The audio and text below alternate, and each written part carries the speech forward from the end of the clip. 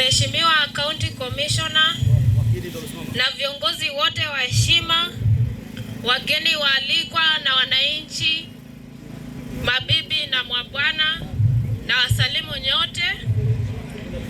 Nashukuru sana kwa naibu gavana kwa kunipa fursa hii ya kuzungumza katika siku hii muhimu ya madaraka. Leo ni miaka 63 tangu Kenya iliposherekea madaraka yake ya kwanza. Siku hiyo baba wa taifa Mzee Jomo Kenyatta alizungumza na watu wa Kenya. Alisema kuwa wakati umefika wa sisi kuanza kujitawala wenyewe.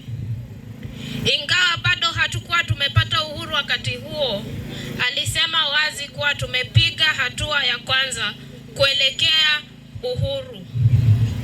Na hatua hiyo ya kwanza ilikuwa muhimu sana.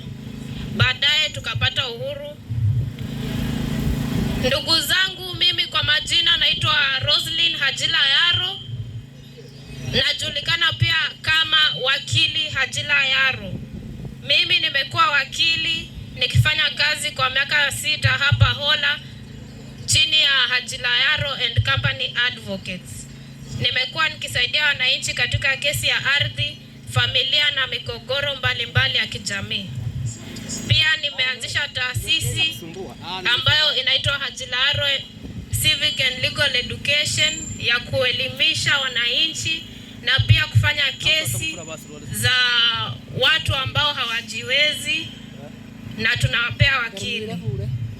Pia mimi niko katika kinyang'anyiro ya kwa Women Rep 2027. Nitakuja katika vijiji vyenu kuzungumza nanyi na kuomba ushirikiano wenu na kuomba kura zenu.